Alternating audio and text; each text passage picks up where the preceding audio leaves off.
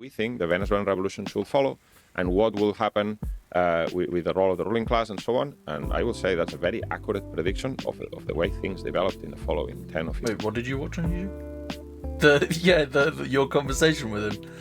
Yeah, no, I I didn't watch much of it. It was you guys were just sort of talking past each other. Hello. Yo. Can you hear me all right? Yeah. Nice. What about you, me? Yeah, I can hear you fine. All right. Nice. What happened? Well, how much did you watch? Not very much, because I was quite late, and I was like, I shouldn't have been watching it when I was trying to fall asleep. But like every time I tuned in, I was like, God, I don't think I can listen to very much of this. I mean, also, when I was rewatching today, I thought it's gonna be very interesting, because when I was talking to him, I felt like I was doing much better. But listening to it, because there was some type of lag between when I say something and when he receives it, it was so unwatchable to get interrupted after every sentence when you try to explain a thought. Yeah. I just tuned out. But yeah, the important part is towards the end. I think that's the biggest fail, because it's like I keep asking him what are the fascist tactics, and there's two fascist tactics that he brings up. The one is the rebirth thing that he already told you. Yeah. And the second one is violence, and that's it. Yeah, and I like the reason I don't like this is because it can be but I don't know. It just seems like so many of these things can be attributed to very left-wing revolutions, as well. That's what I was bringing it up as well. Yeah, and so like it's not specific enough. I'm far less interested in the tactics used by fascism and more to do with the social basis of it, like which social groups are being mobilized, which social groups is this movement in the interest of, because that helps understand like where it sits in society, if that makes sense. Social groups? What do you mean with that? I largely mean classes. People with different relationships to the means of production. So to explain that simply, there are people who own businesses and get the majority of their income from their ownership, not from their work. And then there are the vast majority of people who don't own any private property. They might own personal property, but they don't own anything that can generate income. And so they have to sell their time in order to live.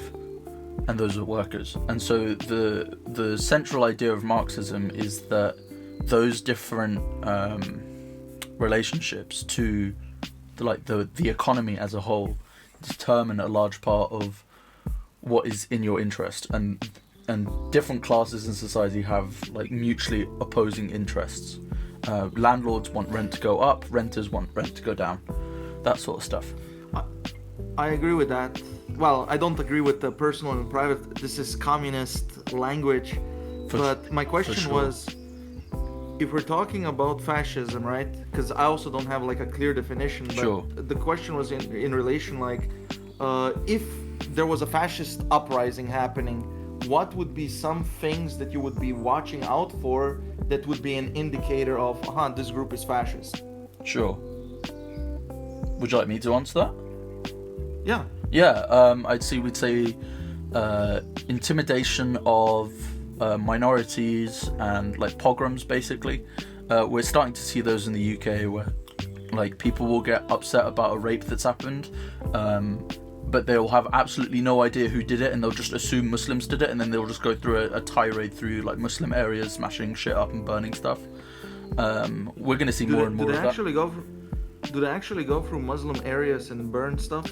So this happened in Leicester, but this was the Hindutva group, so this was like Hindu nationalists going through and smashing up Muslim businesses. And then in response to the Southport murders, which I think were in 2020, I can't actually remember. Sorry, I come in and out of politics. But after the Southport murders, which was done by a Christian, the people assumed it was a Muslim and then started just burning shit. And then there were a few copycat raids. There have also been attacks on hotels which are being used to host asylum seekers. So yeah, no, there's more and more violence like that. And then I would also say the thing that makes it the thing that's very important is the physical attacks on organizations of the working class. So we'll see attempts to break up trade union meetings, but basically any type of left-wing organization, and that is, for Marxists, the most significant difference between fascism and other types of reaction, is that it poses like a mortal threat to the working class, and the only way to fight fascism is like to physically drive them off the street. Like there's no... Wait, do you believe that fascism poses a threat to the working class? That's majority what it's been like that is its social use in history. I don't know. So Hitler came to power by proving himself as someone who would use his SS and SA to go and kill socialists, smash up their meetings, go kill communists, smash up their meetings. This is why he was given power. This makes sense if he thought that those people were the ones that could oppose him. Yeah, 'Cause then which they were. But it wouldn't be then going after the working class. Well, the working class was organized so when I say socialists and communists, there were millions of workers in Germany at the time. I don't know how familiar you are with... I mean, I'm guessing you're a little bit familiar with it. But yeah, no, there were millions of people in the communist and socialist parties. Did he go after the workers or just the thought leaders? He went after meetings. So more the thought leaders. I assume the meetings were attended. Yeah. Sorry, he didn't physically destroy all the millions of those workers in those organizations. The large effect was through demoralization, through successful attacks on their meetings, inability, that sort of thing. But ironically, would you then agree that, for example, you probably heard that in America, this is now a phenomenon for approximately 12 years already, pretty much after Trump won the first time, that Republican speakers always needed like heightened security, and that most colleges, if the Republicans wanted to speak on them, denied them access to speak at the college because the threat of violence was so high that it kind of was like not possible to even have the speaker attend. Yeah. Right? And also, it would ironically apply to Charlie Kirk getting assassinated. I cannot, maybe there is a case of some left-wing speaker getting maybe threatened or something like that, but I cannot remember it. Well, I mean, Martin Luther King and Malcolm X were killed by the CIA. Okay, I would say that's different because... Sure, unless you're saying I think they're bigger fish than Charlie Kirk. Yeah, but Charlie Kirk, you said that they were killed by CIA. It wouldn't be that they were killed by somebody opposing their ideology. Sure, Also, do you not think that's worse? It would be worse if the government did it, yes. Yeah. Because it means that the government is not unbiased. Yeah, which it never has been. But yeah, no. What I would say is we are seeing an increase. I mean, there have been a massive number of assassination attempts against Donald Trump. We of course have the I don't know if it's... We don't know if it's Luigi, but we're pretty sure it's Luigi. And we love him for it. We're pretty sure it's Luigi. We can't be sure that it's the other guy either. What's the guy that killed Charlie? I can't remember. I don't really... Yeah. It's not 100%, right? Innocent until proven guilty. Yeah, but for sure. There's so much evidence that points his way that it's very unlikely that... But in any case, we're seeing an increase in these assassinations and assassination attempts. And what I would say this represents is a failure of left-wing organizations to productively mobilize the class anger in society to fight for reforms and for the rights of working class people. Basically, the left in America is completely cowardly, is sticking to trying to work with the Democrats who actively fucking hate them. Every AIPAC funded Democrat is like a mortal enemy of the American working class. But still, the DSA, Hassan, Zoran, all of these people are trying to work with these people who want them dead. I need to be very fucking clear. Wait, who wants these people dead? The Democrat... sorry. The AIPAC Democrats, which make up the majority. The Democrats is a capitalist party. Okay. You think that the APAC Democrats want people like Hassan and Zoran dead? They're not going to do it yet because they're not a big enough problem. But what I'm saying is that they're like mortal enemies of these people. The idea that there can be like a coalition of these groups against people like Trump is ridiculous. The Democrats would choose Trump every single time over any sort of socialist politician. You saw this with Zoran's campaign. I don't know. Yeah, but what did I see with Zoran? I wasn't paying so much attention. That's fair enough. But he won the Democratic primary, and then basically every major Democrat spoke out against him, and also the other Democratic candidate ran against him as an independent. So, like, my question to people who support Zoran is, okay, what did Zoran gain from being in the Democratic Party? It seemed like he just, like, got sabotaged and attacked at every opportunity. Why are you working with these fuckers? I mean, Zoran wanted to completely radically change how New York works, right? With I think he wanted to tax the rich or something like that. Yeah. I support Zoran's campaign, don't get me wrong. Like, I support all of his policies. I don't know if I support literally all of his policies, but I support his platform, generally speaking. What I don't support is his attempt to try and rehabilitate the Democratic Party, to try and make the Democratic Party like a properly leftist party, because it's a failed idea. It doesn't work. If there are people campaigning against people like Zoran, this is just my thinking about it. Yeah. Because I see people like AOC the same way. Bernie, I would give an exception. I don't think that Bernie is a radical. He's a radical in the sense that he's a socialist. Yeah, but he's not a very radical person. He's not a radical person that would be like, okay, we're gonna need a violent revolution to achieve socialism. He's not that way. Yeah, for sure. He would work just like Trump tries to work with both parties to achieve some goal. So, but people like AOC and Zoran, I think these are really radical types where they're populists on the left. Yeah. And the left, currently the left, the way that I see the left is almost like Frankenstein's monster. It represents something very powerful but uncontrollable. And you don't want people that... You don't want to replace the existing party with these types of populists, because the outcome is going to be an unstable system, because you don't know what these people are going to be willing to do once they're in power, if they have enough seats or something like that. That would be just my guess. Sorry, I got slightly distracted. Chat. It's okay. I mean, we can talk about what the guy asked. Actually, we talked about labor laws in Germany. We didn't talk about that. Yeah. Oh yeah, no, sorry. That's what I was gonna say. You can also see this tendency with people like AOC.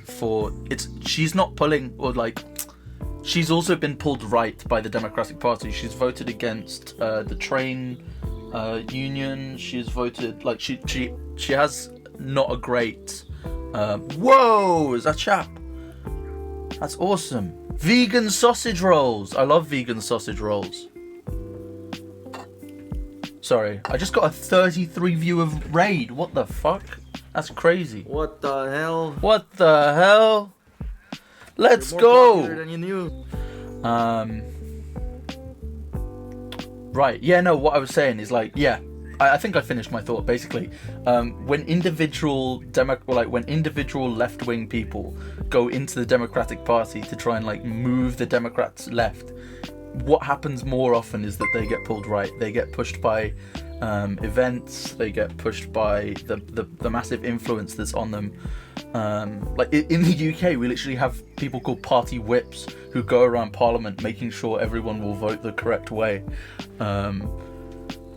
Like along with their party. So yeah, I think generally this is a failing idea, and the left in America needs the guts to stand on its own 2 feet to be class independent, because there are massive numbers of workers in the US who want to fight for a better, like a socialist society, a better society, but they're just organized with like under the leadership of people who are completely subservient to the Democrats. So you would want that people like Hassan and whoever he promotes, people like Zoran would be in charge instead of the current Democratic Party, is what you're saying? Yeah, like I want them to start their own party. This is like there's been the energy for this multiple times, with the Bernie presidency.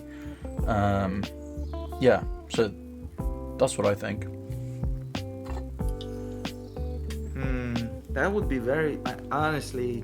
Because it would expose the Democrats as being basic as in the same class interests as the Republicans. They're both capitalist parties, and so what it would do, it would collapse the Democratic Republican like uni party. It would collapse them into forming a bloc against this left-wing party. It would completely expose the capitalist class. Do you blame the capitalist class for the problems that America has? Yeah, 100%. The unbelievable levels of financialization of the economy. I mean, America is basically not growing if you don't count the like massive AI bubble. I'm pretty sure this is true. But yeah, I mean, what problem in America isn't caused by them? I would say that capitalism does not cause these problems that we see. Doesn't cause a housing crisis? No, yeah, correct. Wow. I wouldn't say that this is a problem of capitalism. Okay. I think it. I would assume, like, I don't know the details. But yeah, I can explain how it guess is, but I hear what you want to say first. Well, my answer is very vague and simple, I guess. Sure. But it's like very little explanatory power. I think it's a problem of bureaucracy. Mm-hmm. That's about it. That is I one don't of think the. that Yeah. it's like. Sorry, carry on. I'm interrupting. No, I don't think that, like, we have the technology to build houses as much as we want, so the fact that that isn't happening, my assumption would be infinite bureaucracy. Because, for example, just one example that I recently read about was, do you know who Jackson Hinkle is? Jackson Hinkle? I don't think so. Okay, that's some lefty. Sure. And he made a video about Charlie Kirk and how it's weird that the school, somebody was contacted to pave over where Charlie Kirk got shot, and everything was weird. And when I was reading about it, apparently there's so much bureaucracy that, for example, you have to necessarily, when somebody gets shot, you have to dig out even the concrete, because the blood itself is treated like a biohazard. So where he got shot was partially concrete, partially dirt, and you have to dig out like 10 inches into the dirt to remove all blood particles. I didn't know that, but that's part of the bureaucracy. And then the second part of the bureaucracy is, if you don't fill that hole in that you just dug out and somebody falls in there, the school is now liable for getting sued. Okay. So again, it's like, and this created the pressure, because in the entire video it was, why was the contractor contacted on a Sunday and he needed to finish it until Monday? Well, because they wanted to open the school on Monday and they didn't want to get sued that somebody would get hurt themselves. But it is these weird things in the background that if you don't know about them, it does seem complete. Because yeah, before I read about it, it seemed very weird. But after you read it, there's all these bunch of rules. Suddenly you understand why things are the way they are. Even, for example, the investigation. You would think that, because a lot of times it's mentioned like, oh, Charlie Kirk got shot, such a high-profile murder. Why was it closed down after like 2 days? Well, because the evidence was obvious. And apparently, in pretty much any murder case, the investigation is closed after 2 days. Usually it lasts like 12 to 24 hours. And another thing I didn't know, right? 12 to 24 hours sounds so little time, but apparently that's the way it is.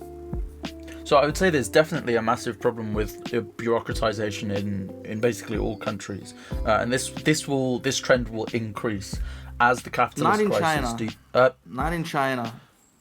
Oh, there's a massive state bureaucracy in China.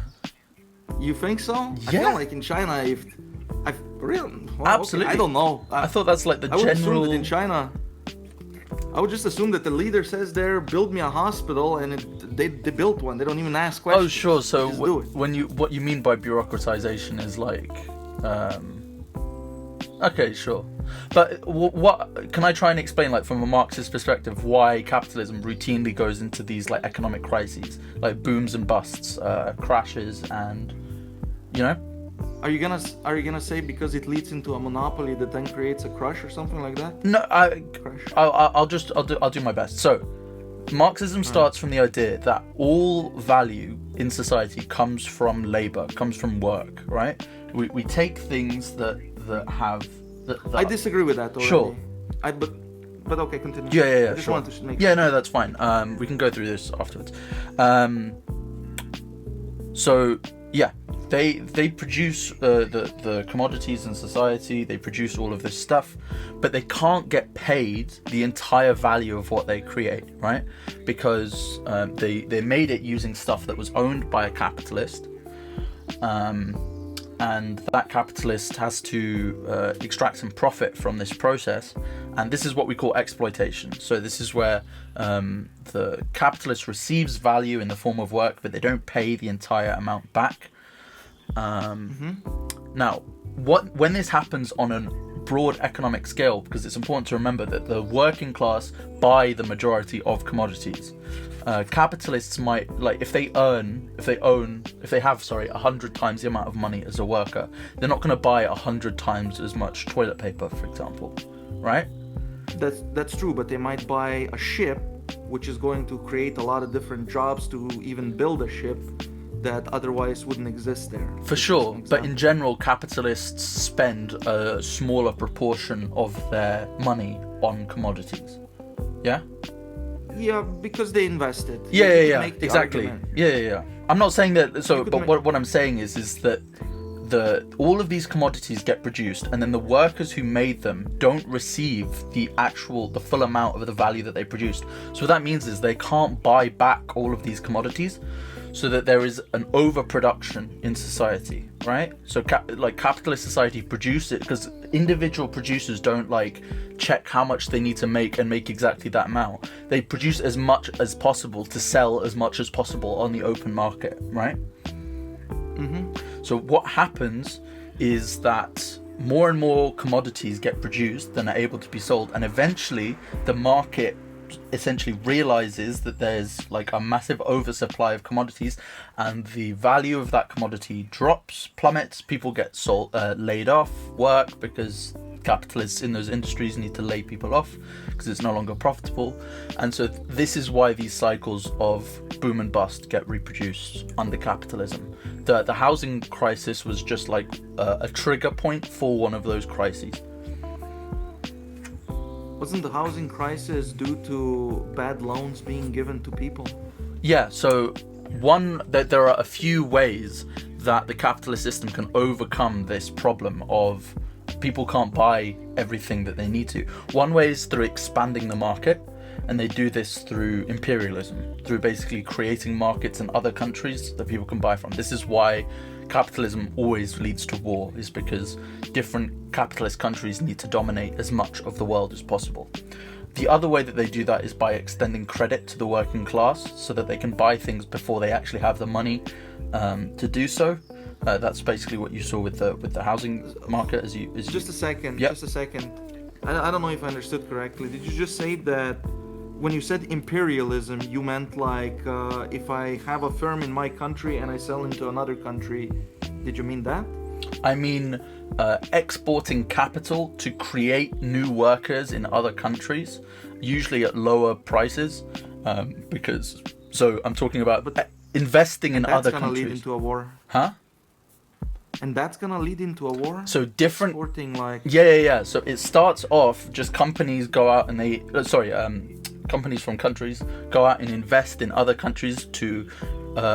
Usually to exploit workers at lower prices, but also then to create markets in those countries where their commodities can be sold. They generally try and extract raw resources from those countries and then sell high quality manufactured back to them to keep those countries indebted.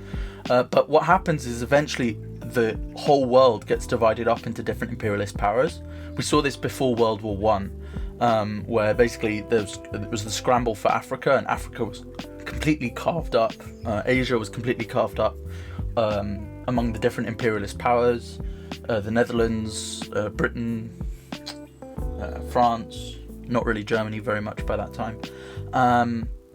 And basically Germany was the rising power on the scene, and this was the sort of core economic reason why World War One happened, because Germany was getting a more and more dynamic capitalist economy, but they didn't have an empire, and so they needed to seize it from other people. This was their sort of reason for the increasing militarization and ultimately the war. Well, I don't know enough to talk about that, but I would assume that I wouldn't assume that would be the reason. My guess would be, firstly, if I'm a capitalist nation and I'm doing really well, that means that I'm gonna be ahead of everybody else. Yeah. And I can spend a big portion of my money to get a stronger military. Yeah. And then I can basically pressure other countries to do my bidding. And if they refuse, then I can just take it by force. Yeah. This would be my guess. Yeah, this is basically what America has done. And what we're seeing now in the world is the consequences of American capitalism is growing at a slower rate than China. It's growing at a slower rate than Russia, like the economy. But it has this massive military, and so it's able to hold on to its empire, although it doesn't have an empire in the terms that we would describe it, but it has control over markets. And it's losing that to regional superpowers like Iran, like Russia, and soon to be China. I don't think so. I think that America's economy... I'm just speaking out of my ass. Yeah, that's fine. It's not like I saw some numbers. But I think America is still the dominant economic power. Yeah, no, it still is the in absolute terms, it's still the global economic power, and it will be for the foreseeable future. But what I'm saying is that the relative power of American imperialism is decreasing.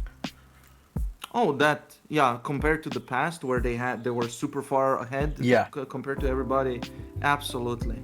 100%. Yeah. It's very possible that in the future that won't be the case anymore, but I don't think that is a consequence necessarily of capitalism. I think that that would be a consequence of just bad governance. Sure, I would say the bad governance is a consequence of the capitalist system atrophying. Okay, that could be true because these very rich businesses are going to try to influence or ensure that they have a monopoly, and that will influence bad policies, etc. You could make that argument, and I would agree with it. Yeah. But I still wouldn't blame that as a problem of capitalism necessarily. It's a problem of human nature that people are corruptible. Sure, and I would say that the source of that corruption is the corruption in the economy itself. I disagree. Sure. I think that corruption is just part of human nature. You're gonna always have corruption regardless what system you have. Sure. But as for the statement of value before that we were talking about, I want to go there. Okay. Yeah. Sure. Because I feel like it's easy for me to debunk that. Sure. I don't think that the worker produces value. I think that it is both the worker and the guy that organizes the business. And nowadays, it just ignored what the organizer of the business, aka the boss, what he does. That's just ignored as if it's just a given. But if you're gonna have somebody that digs a hole and somebody creates a really efficient system how to dig holes very quickly due to some good organization or due to some perfectly cheap tools being used, that has extremely high value. And that's how capitalism works. If it was just up to the worker, it wouldn't be up to the boss if a business survives or not. It would just be random. And that's just not how it is. Yeah, so the answer to the question, sorry, sorry, I just brain farted. I had a nap. Anyway, yeah, so it's not like capitalist. Hey, it's just a normal conversation. Yeah, sure. Sorry, I've my brain's just frazzled. What am I saying? The capitalists don't do nothing useful in society. They obviously organize production, apparently, and that is their social function. That's what they're supposed to do. What I would say, if they're organized. Okay. Sorry, what I would say is the organization of work is work. Like, that is a job that someone is doing. So, like, the capitalist can get someone else, can pay them to organize the company, but they still own it. So what I'm talking about is that, so some capitalists, like Elon Musk, for example, Elon Musk works. He definitely works. But that's not where the majority of his wealth comes from. The majority of his wealth comes from his continued ownership of the places he works at. With Elon, like, it's very difficult to say here, because if I, for example, hire somebody that is extremely good at hiring other people or doing my organization for me, and he's just willing to, like, do it for me, then I must have offered him something that he otherwise wouldn't have gotten if he just did it himself, right? So if the argument is Elon Musk just has the money, like he's a giant bank, and he can just give somebody, okay, work for me, hire the people, the correct people, because I'm a clueless loser, but I have all this money. Okay, then his value, Elon Musk's value in this case, would be he's the bank. He provides money for a person. Yeah. Right? And that would be perfectly legitimate. That is value in itself. Sure. But he's not producing that value through work. The value of the stuff he doesn't have to, though. Yeah. But what I'm saying is, so where does his increase in money come from? It comes from the value produced by the people he employs at the companies, the workers at the companies that he owns. And the increase in the value of those companies is a product of all of the work being done at the company, the overwhelming majority of which is not being done by him. Yeah, true. The majority of the work is not being done by him, but have you ever played the game Factorio? Yeah, but it wasn't really my type of thing. But yeah, I'm familiar with it. But you understand the concept that your character in Factorio can craft something himself? Yeah. Or you can organize everything in such a way that it's automated, and the work is all going to be like done by the automation that you've created. But you've created the automation you're itself, working. which is the valuable in part. Factorio, you're working, exactly. But Yes, at a and certain Elon Musk- point, you can accrue wealth simply just by owning the system that you've created. Correct. And at that point, you're no longer earning money from work. You're earning money through ownership. Correct. Right. What's wrong with that? There's nothing wrong with that. It's just a different relationship to the means of production, and it means that you have different interests. So if you own stuff, so again, this is what we're not in Factorio. We're in a real economy. So if you're an owner of stuff, generally you want the minimum wage to go down because you want to employ people at lower rates at your company. That's true. But if you work at the company, then you would like minimum wage increase to go up so that you earn more. So this is a fundamental schism in society that can't be properly resolved. No. Well, you might say that it can't be properly resolved. I can understand that argument, but in some sense, this is the magic of capitalism. Because I agree with you that if Elon Musk was the only employer in entire America, everybody would be paid as little as possible because they would have no other place to work at. But the beauty of capitalism is that you're gonna be paid the littlest amount possible compared to your competition. If labor, because here's the thing, if labor is a limited resource, meaning that you only have that many workers you can pick to work in your company. Yep.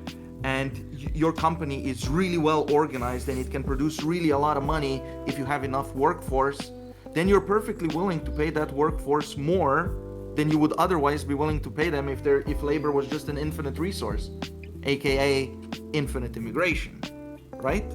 Or just exporting your labor into a different country. You said before that, these capitalists want to go into some poor country, create the business there, and then export from there their product. Yes, why? Because there is cheap labor and they can undersell their product everywhere. They can underbid the competition. So anybody that is making a product, let's say they make ties, somebody makes the tie in China, has to pay the worker $1 per hour there. While No, sorry. They don't have to pay the worker $1 an hour there. They choose to pay the worker $1 an hour there. Well, they will choose the littlest amount possible, of course, right? exactly, They will choose to impoverish their workers. No. Impoverish is the wrong word, because I'm not assuming that the boss is a nice person. Let's say that he's the greediest guy. But he's gonna pay as little as he can. Meaning, if everybody else in China pays their workers $1, there's no reason for this guy to pay them more than $1. Yeah. Especially if there's no downside. If there was a downside, let's say that he pays them $1 even and if everybody... even if it wasn't enough really for them to live on, that's not really the capitalist's problem. True, but this would be China, right? You would think that that problem was there resolved, but the thing Oh no, is, it's not. you can pay them so- China has opened itself up to capitalist investment, and as a consequence of that, has impoverished its own In fact, population. I wouldn't say so. I would say they got richer through that, and that's why they're actually Sure. forced to... Sorry, they exploited their own population. Of course, if capitalism, I'm not gonna say that it's like completely free in the sense of you're not being pressured, but you're not being pressured by capitalism to do something, you're being pressured by nature itself. You are dying and you need upkeep, you need food, you need a place to live, stuff like that. All these things require money for maintenance, and they're not just gonna be given to you for free. So nature itself pressures you into work in our society, right? Now, when it comes to, I'll just skip to the second part, Yeah, that's which fine. was the worker pays you not what you produce, but he pays you less. He pays you as little as possible, as we said. Yeah. Okay. I can understand that there's a problem, but in this equation, there's also a third party, which is the government, which is supposed to because yeah, I agree that the working class and let's say the bosses are always going to be in conflict. The worker wants to stay at home, never work and get a nice big paycheck, and the boss wants everybody to just work for free. So there's always going to be this conflict, but there you have the third person, which is the government, which is supposed to balance things. However, the government in some sense is going to very likely side with the boss because the boss has one idea, meaning, did you watch Game of Thrones? Yeah. I remember one scene which is like the Dothraki army versus the 7 kingdoms or 5 kingdoms, however big that area is, and the king says that these 5 kingdoms, while we are bigger, each kingdom has a different interest, so they're not united. While the Dothraki army, while smaller, they were all united. I see the same thing when it comes to bosses. It is a smaller number.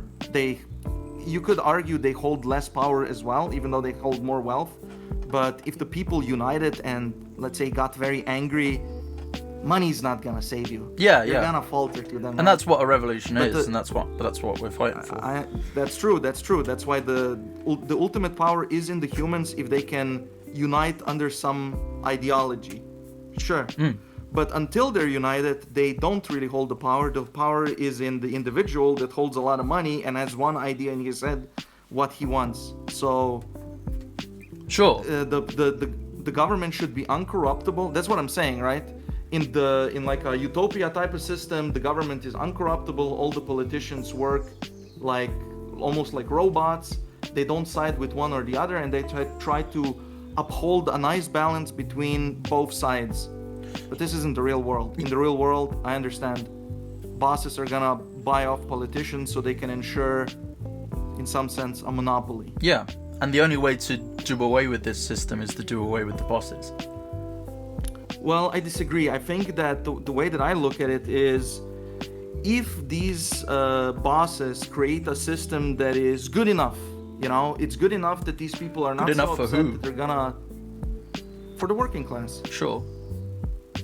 So the bosses are gonna be able to exploit the working class to such a degree, as long as it's not horrible enough that they unite and overthrow the entire system, it's not gonna happen. Yeah. So while at the same time they want to exploit them, they don't want to exploit them so much that everything breaks apart. This is So it does create...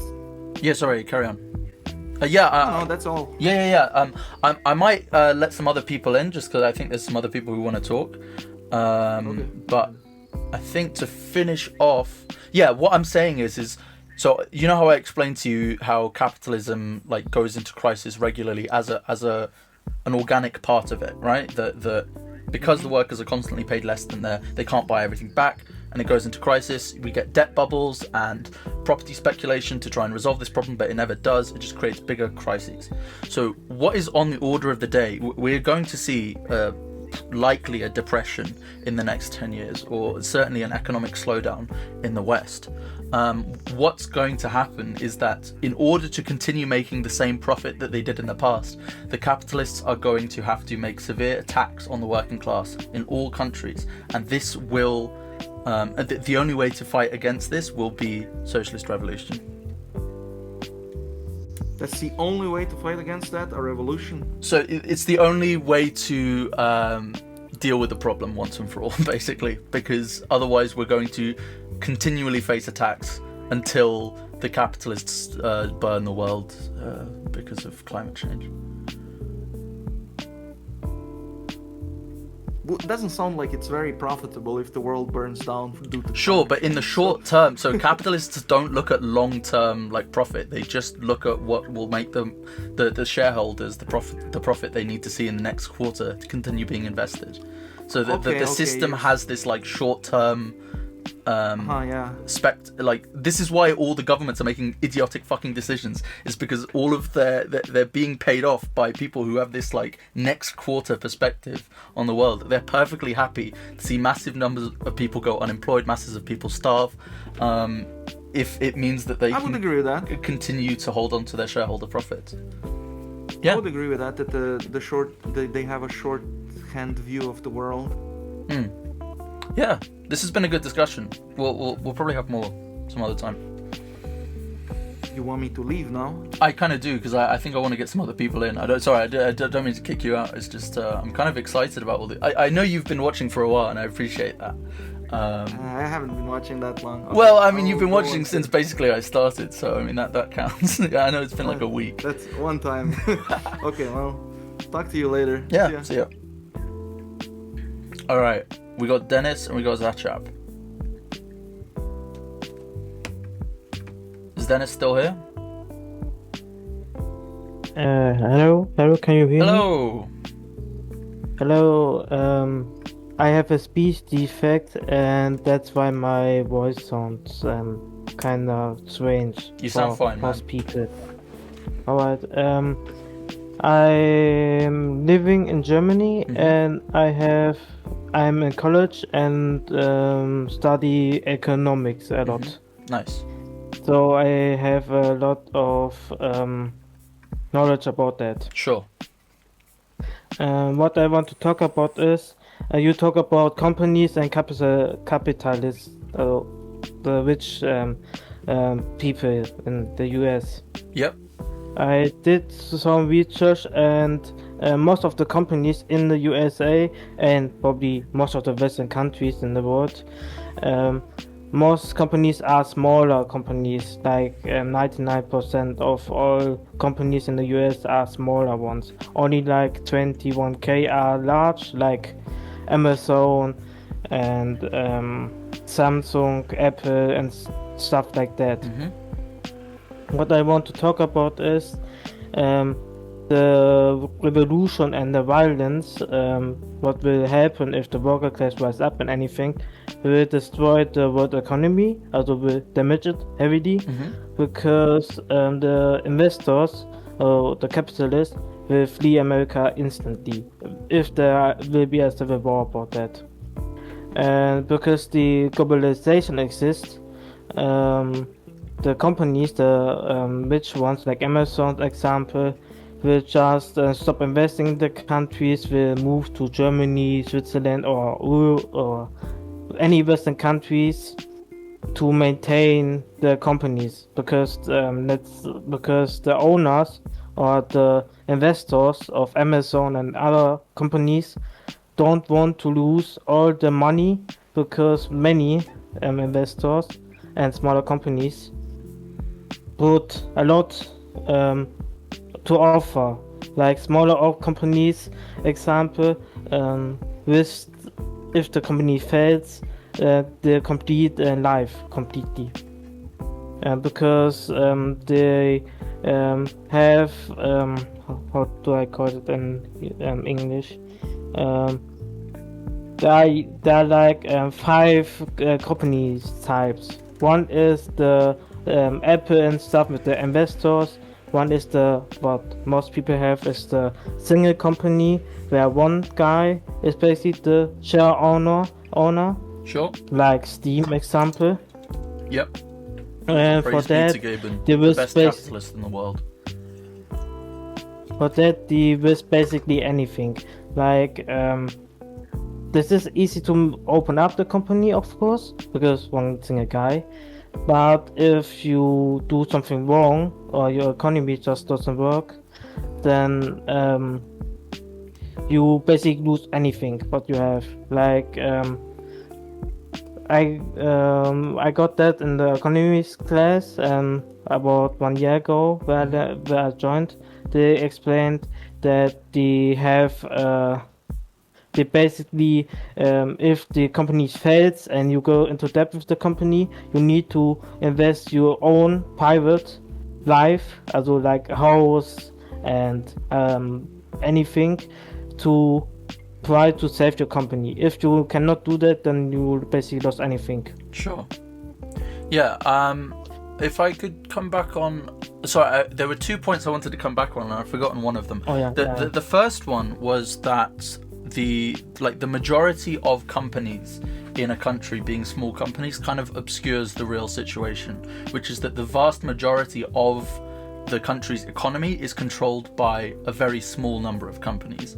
That those large companies own such a massive share of the industries which they dominate, that we essentially have an oligopoly in basically all major industries in most advanced Western capitalist countries. There isn't really a thriving, dynamic, free market which small businesses do their battle on for the lowest prices. We generally live in a monopoly capitalist economy now, and this is why we see increasing enmeshment between capital and the state. This is why big tech in America is so enmeshed with the Trump regime.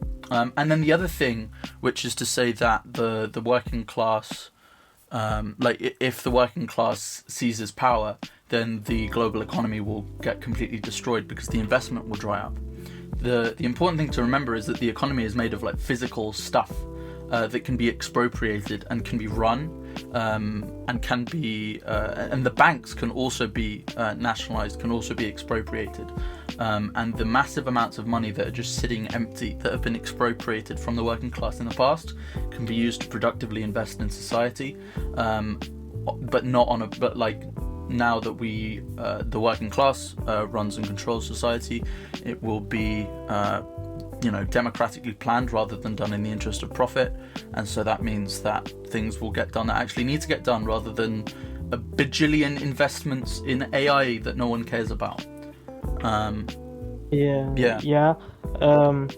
I want to add something. Yeah, sure. You are kind of right. Small businesses, also small companies, account roughly 40% of the US GDP. Also the larger companies control our 50%. And what is the problem is, yes, you can nationalize anything in USA, example. But the companies like Amazon have a lot of machines, employees outside of the USA. Or Walmart, example, they have stores in Mexico, Canada, UK, because of the globalization, of course. How do you plan to gain their wealth when most of the wealth is offshore? Yeah, not in the US. It's a good point. So as you sort of point out, we live in an age of multinational corporations, where capitalism is global, and so the companies that dominate capitalism are also global. This is why. So I'm a Trotskyist, and one idea in Trotskyism is the idea of permanent revolution. This is the idea that the revolution can't be contained in one country. This was sort of the central problem of what went wrong in the USSR. Because the revolution was isolated, it had to revert back to a lot of capitalist principles. This is what's happening in Cuba, for example. This is what happened in Venezuela. A country can't exist as a socialist economy on its own. So that revolution would need to be exported, and the good thing is that revolutions are incredibly contagious.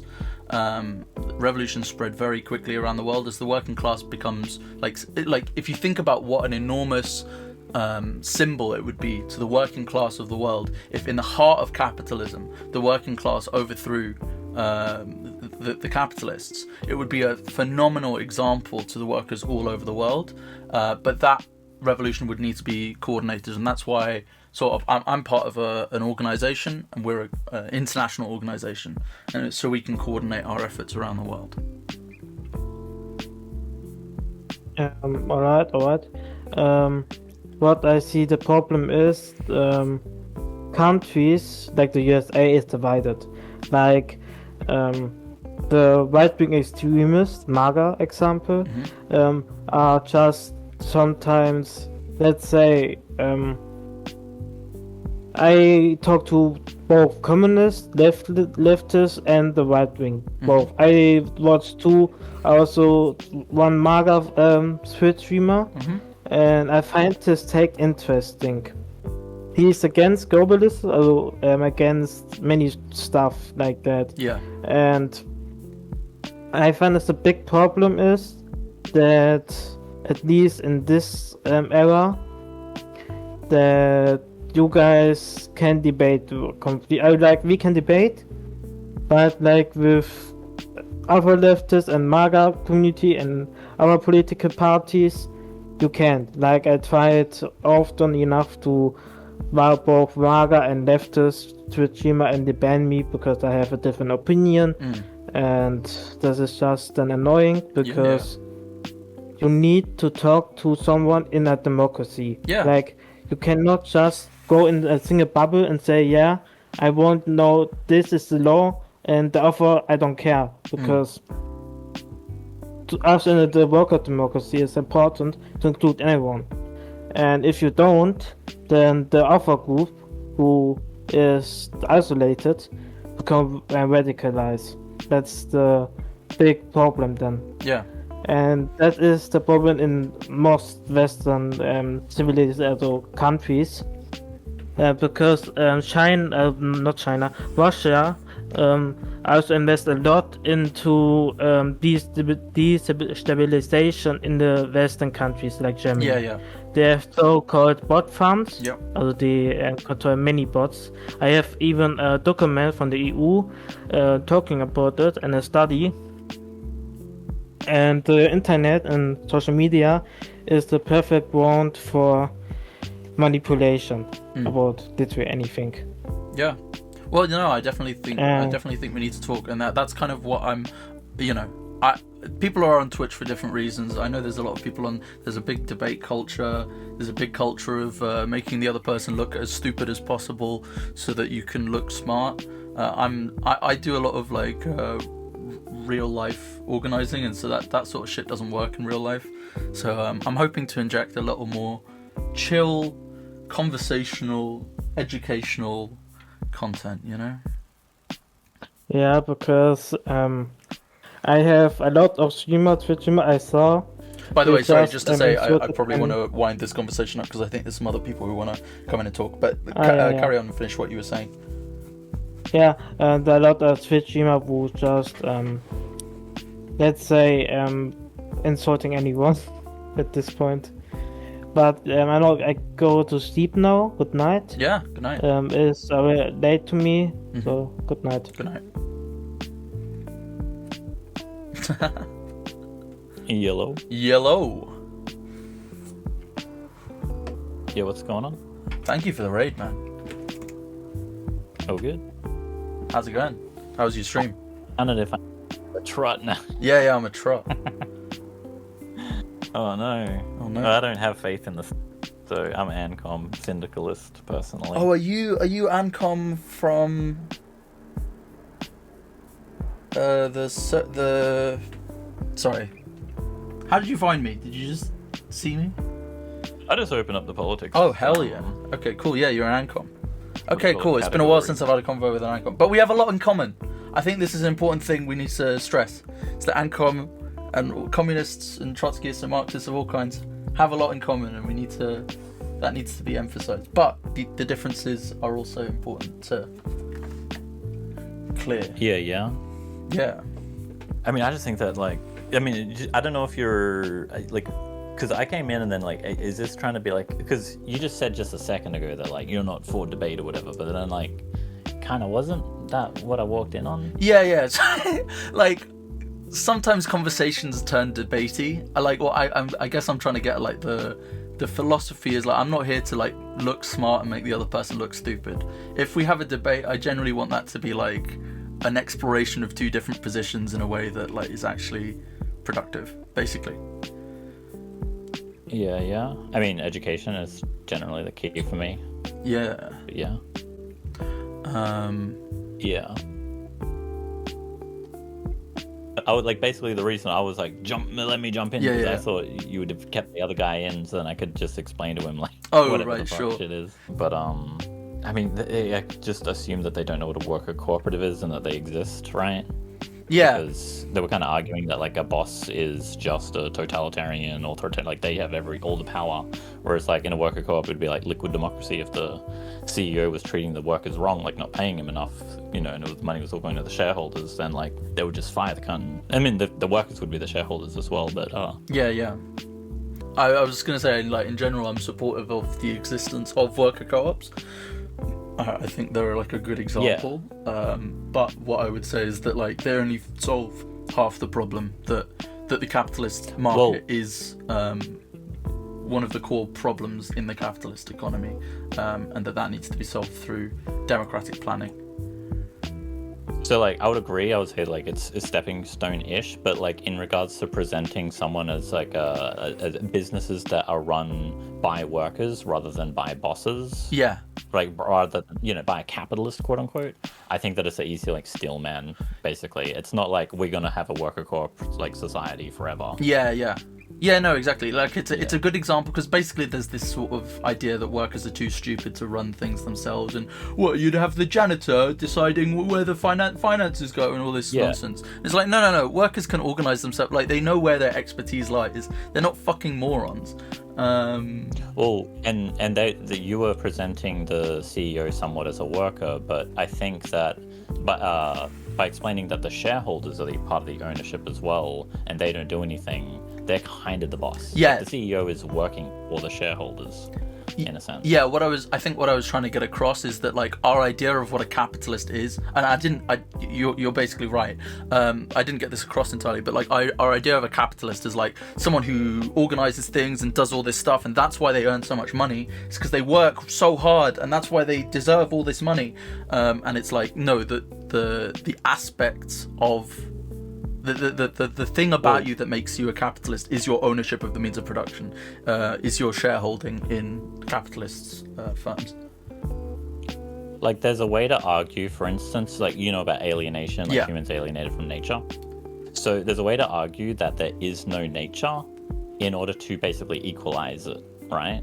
And so in the same sense, you could kind of, I wouldn't technically say this, but you could kind of act as if there is no capitalist, there's only capital, and basically the quote-unquote capitalist is the embodiment, like it's been taken over by the infinite line go up profit for the shareholders, and they're sort of acting as as an agent of capital, and this is why this is like the dehumanizing effect of also being a capitalist, is that you're forced to make these decisions in the interests of cold calculating profit. And so you are compelled by your position as a capitalist to support, wars in Latin America, to get behind regimes that will protect infinite war, forever war in the Middle East. So what do you do on stream? I just like react to video essay, like just far left video essays and share them around and just share a lot of my own knowledge that I've accumulated and whatnot. Yeah, basically. Cool. No, it's good to know. Yeah, it's good to know because basically Trotskyism is when you say you're a Trotskyist, that can mean all sorts of fucking things. Let's be honest. Do you want my interpretation? Yeah, sure, go for it. Basically, you know how like every country has like the Greens Party? Sure. You basically want like the Trots Party in every country, and it's all connected. Yeah, and that's basically what I'm a part of. Why don't they just? I mean, like, I think that the state is a weapon of capital rather than a weapon of like people, of masses. It's always going to be a few. It's never going. And so, like, my interpretation, for instance, of the dictatorship of the proletariat would be that the workers do general strikes and they legitimize their ownership through like if all the Amazon workers just quit, or not quit, but like striked. Yeah. It's either Amazon burns to the ground or the governments have, like the state has to just give ownership, just forfeit. Or obviously there's the other route where they just police military all the people, but then you still don't have an Amazon after that, unless you do a Ronald Reagan where you get the military to run Amazon. Yeah, sure. But yeah, and so basically the dictatorship would be that the workers control the state through their threat of withholding their labor, because the withholding their labor would be violence towards property, private property, and by that I Sure. mean the shares of, like, again, Amazon. And so with the, I mean, then that's where the syndicalists, that I call myself, comes into it, where like, so there's no Bob the Builder as a president, Yeah. right? You're just, it doesn't matter if it's Zoran Mamdani or Mitch McConnell, they're the same fucking thing. Yeah, so what I would say is that the state is an organ of class rule, right? It's the organ of the rule of a particular class. And So what made the state then? this state was forged in a fundamentally revolutionary process. So like the burgeoning capitalist class in Europe overthrew the feudal monarchies various times. Yeah, it was to assert their invisible lines in the sand, right? It was to assert their property ownership. Yeah. So the old property relations were overthrown. The feudal basis of society was overthrown, And then the organs of that rule, the monarchy, was also overthrown, and a new state, although it clad itself in. So, for example, in the UK, obviously we still have a monarchy, but this is basically just like. But there was the enclosures. Yeah. This is the new regime cladding itself in the iconography of the old to give itself legitimacy, but it's a fundamentally new state. So what we would say is, in a revolutionary situation where the working class seize power, or attempt to seize power, the capitalist state must be overthrown and dismantled, otherwise it will continue to try and reassert capitalist domination. What is needed for a period of time is a workers' state to suppress the capitalist class in its attempts to reassert itself. Without this, So the. yeah. Are you good? So I was just going to say, without the threat of capitalist relations reasserting themselves is too great, basically. So I would argue, where does the state get their power from? Mm-hmm. And then I would say that the state gets their power from capital through the ownership. So like the people that own the car manufacturing, or the batons, or the gun manufacturing, or the nuclear, like the uranium mining, like to make the nukes, or all of the aspects of what makes the state strong is owned through capital. And so like a workers' revolution of, like, let's say a Leninist vanguard did a thing, right? Sure. Trying to get the nuclear codes from the guy. The military would most likely assert their dominance for the ownership of who owns the oil industry, and so you would end up with like somewhat of a backlash and a military coup, rather than a workers' party or whatever. Yeah. Obviously, I think maybe you're leaning more towards like a Allende approach, where you're just going to vote some cunt in. Yeah, I mean, so the thing is we can't say ahead of time what form the revolution will take. Like, it could be like Allende, it could be like the British General Strike, it could be like a civil war. Obviously, we want to try and minimize the amount of violence and destruction of the economy as possible. And that's the other thing, is that when you allow the capitalists to retain hold of the state, they will use it to exact the most brutal revenge on the revolution possible.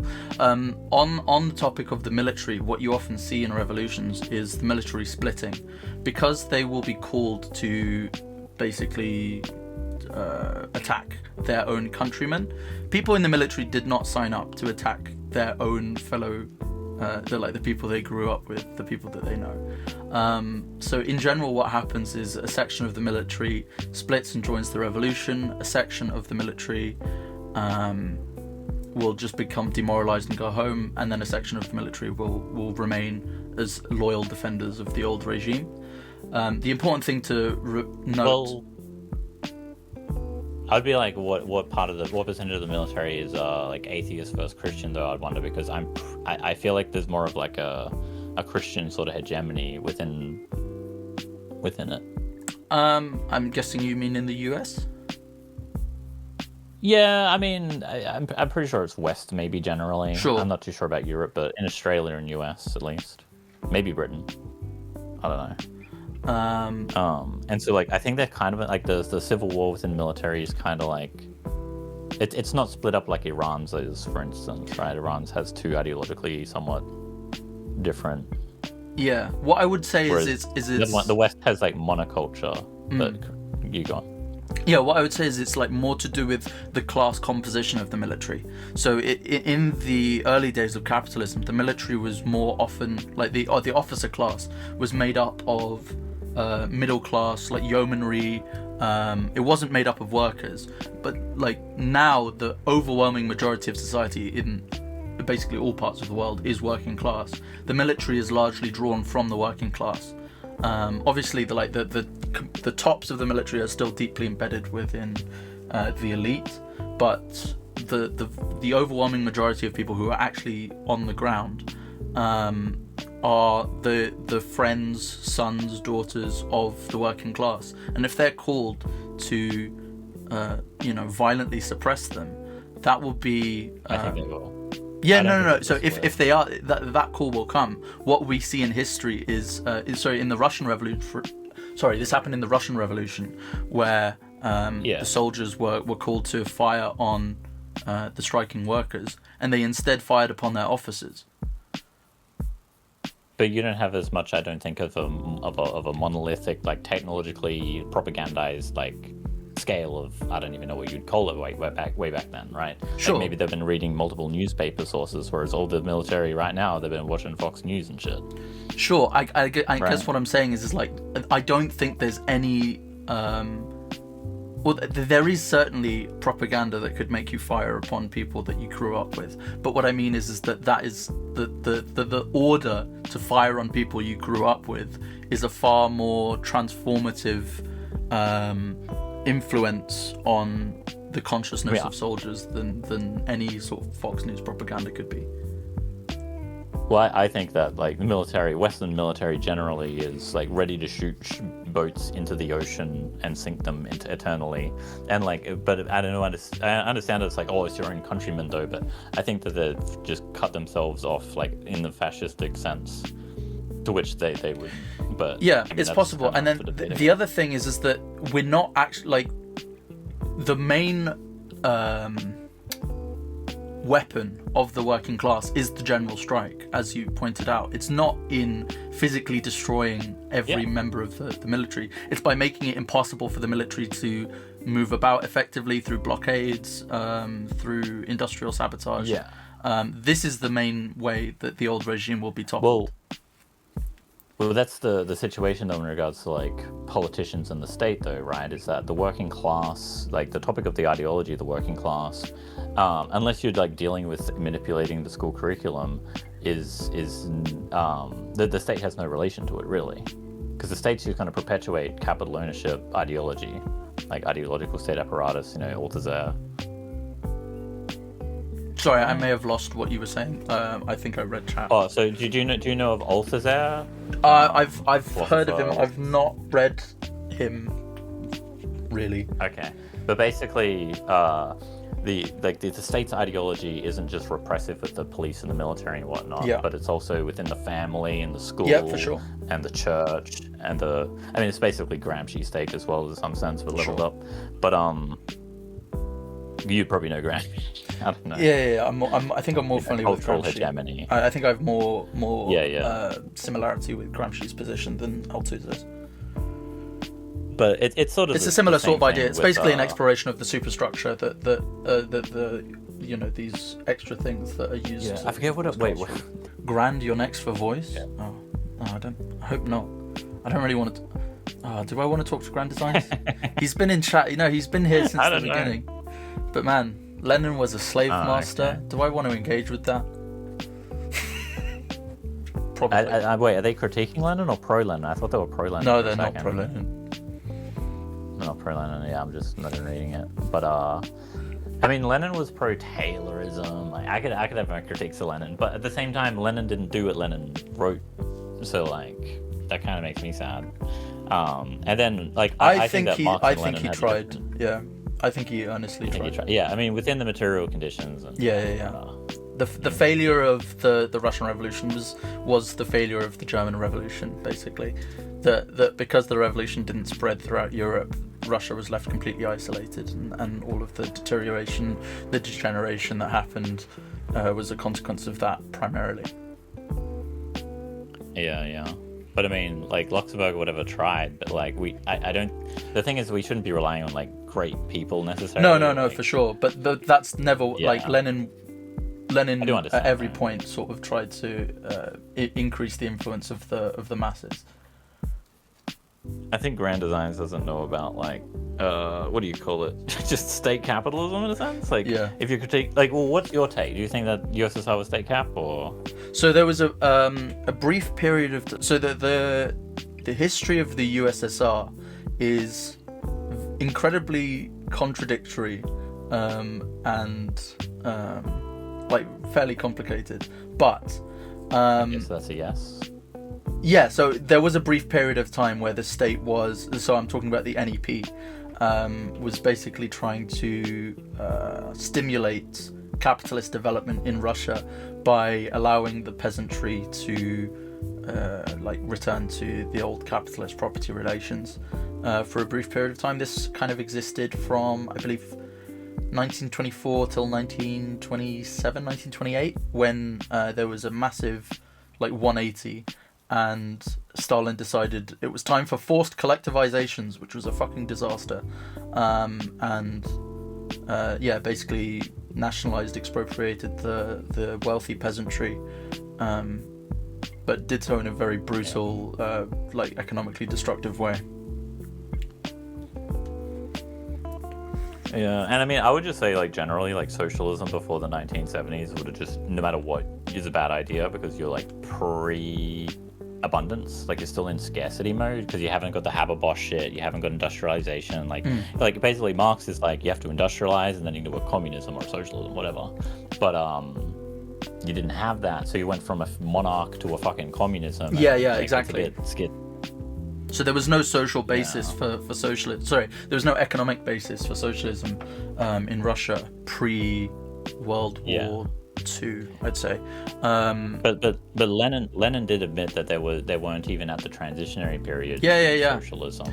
So no Bolshevik thought that socialism was possible in Russia alone before 1970. Yeah. Literally none of them thought that.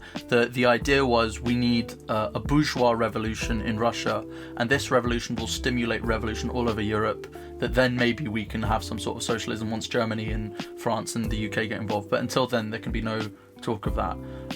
Stalin's sort of socialism in one country idea was basically an attempt to take advantage of the demoralization and physical destruction of the working class to consolidate power. Supposedly the specific thing, the specific text that he put that socialism in one country in is that he first had like a first draft copy. Yeah. I guess. It's different. Where he said it was different and that you couldn't have socialism in one country, but then he changed his mind. Yeah. So there's a the massive whole school communism of is like now- falsification in the Stalinist tradition of documents being rewritten, things being scrubbed, things being buried. So yeah, Trotsky is sort of we get attacked from everywhere, but we just have our ideas and we try and share them. Well, yeah, like the Greens Party, it seems to be doing better than you. Yeah. No, the Green Party is doing very well. Even though they're not hooked. No, not the UK. I'm just talking about because Australia's got the Greens Party. Oh, cool. And I'm assuming that the US probably has a Greens Party. I have no idea. I think they do. I don't know. It's certainly not economically, electorally significant. Whereas, like, the Green Party in the UK is making, like, the two-party system in the UK is basically dissolving. The two main parties have become completely disgraced, and we're now getting on the left, the resurgence of the Green Party, which has oriented itself more around working class ideas lately, under the leadership of Zach Polanski.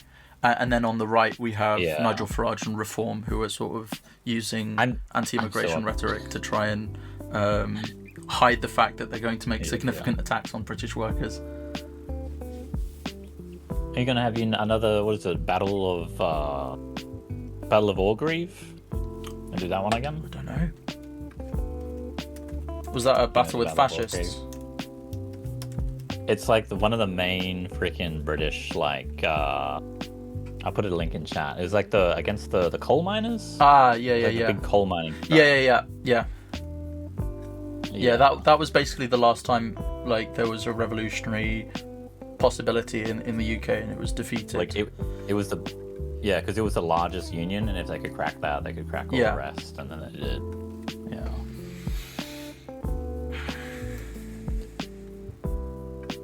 But anyway, sorry for taking up too much of your time. No, don't worry about it. Thank you for the raid, and I've enjoyed the conversation. Yeah. Does anyone else want to hop on?